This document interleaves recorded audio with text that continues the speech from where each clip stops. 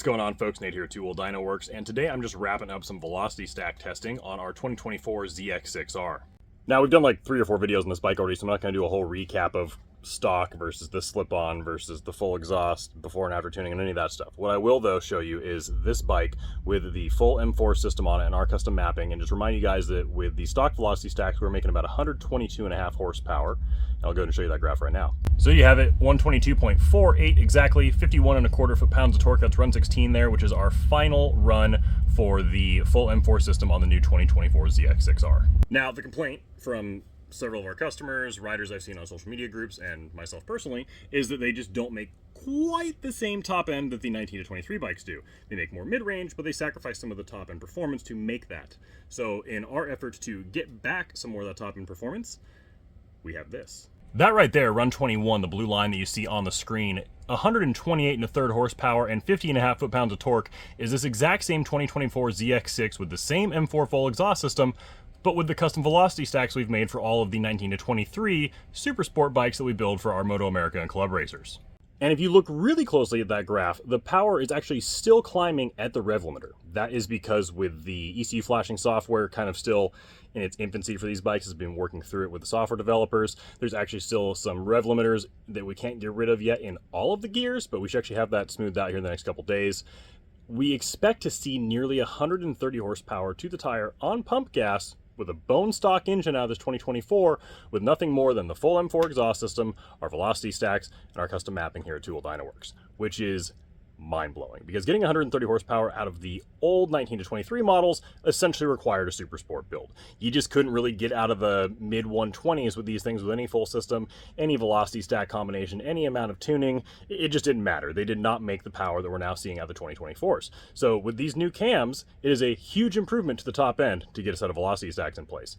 Now, a lot of people are probably going to ask, well, what's the trade-off? Because there's always a trade-off with velocity stacks. The taller stacks generally make more mid-range power, and the stacks in this thing are stupidly tall, whereas the shorter stacks, which is what we use for the 19 to 2023 super sport builds that we have in this 2024 right now, generally make more top end power. So here is essentially the overlay of the bike as it sits right now, making 128 horsepower to the tire with the velocity stacks in place versus the full exhaust with the stock velocity stacks installed. Now again, what I've got here on the screen, run 16, the blue line, is the 2024 ZX6 with the full M4 exhaust and our custom mapping and the stock velocity stacks. 122.5 horsepower, 51 foot-pounds of torque. The red line, run 21, is the same bike with our velocity stacks and obviously mapping updated to match it.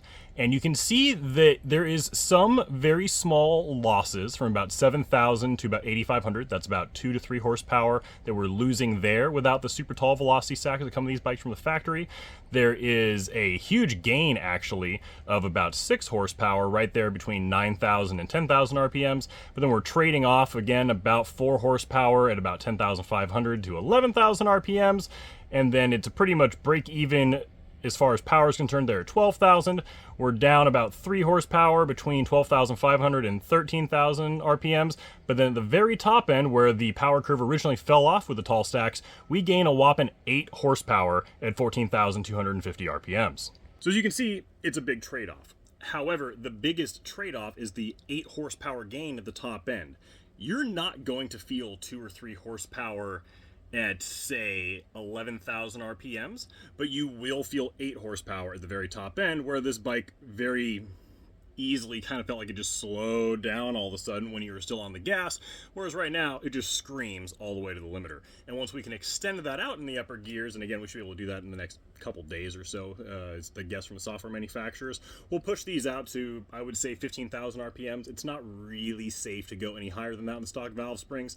I know a lot of guys have done it. We've done it before too, but for just everyday street riding, you don't need to stress the engine that much. The power will start falling off for 15,000 RPMs. That's where we'll set the new limiter once we have the ability to do so here in the next couple of days. Now, obviously, all that's great information. You can decide whether or not you want to use velocity stacks. Again, we'd always recommend going with short stacks to get more top-end performance out of these new bikes. And if you're okay with trading off that 2 or 3, maybe 4 horsepower, depending upon where you're looking at in the RPM range, in my opinion, it's worth that 8 horsepower gain at the top end. The bigger question is, how does that compare to somebody that just bought one of these bikes, like many of you guys I'm sure watching this video, and want to go ahead and get more performance out of it? Do you lose anything versus the bone stock bike with the stock stacks, stock exhaust, stock mapping in place versus the way we have it set up now? Is there anywhere where you lose any power whatsoever? Well, let me show you. So there on the screen, run 2 is this bike completely bone stock, and run 21 is the same run we've been showing for the last few slides here, which is the full M4 exhaust system, our velocity stacks, and our tuning here at Two Wheel Dyno Works. There is one spot at about 7,500 RPMs where you lose about 2 horsepower and 2 foot-pounds of torque in about a 500 RPM window. So yes, if you go with the shorter velocity stacks to build more top-end power, there is actually a very slight trade-off right at 7,500 RPMs where you do build just a little bit less intake velocity and you are down about 2 horsepower. However, the trade-off for that 2 horsepower at 7,500 RPMs at the top end is fucking huge.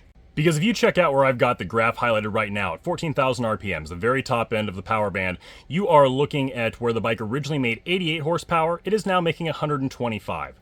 That is an enormous gain of 37 horsepower to the tire on pump gas. The real question then comes down to, if you want to set your bike up this way, are you okay with losing 1 or 2 horsepower at 7,500 RPMs to gain 37 horsepower at 14,000 RPMs? And this is my bike. And I sure as shit am, because 37 horsepower at the top end of a brand new 636 or anything in the super sport category is insane. That is a stupid performance improvement that you won't even believe until you try it for yourself. That's all I got time to share for today, folks. We have several other bikes I need to get done here before I can get out of here this afternoon. So if you have any questions about getting your 2024 ZX6 properly tuned, flash, or dialed in, don't hesitate to give us a call or shoot us an email, support@tooldinoworks.com. I can guarantee you won't find higher quality mapping for these bikes anywhere else. Have a great day.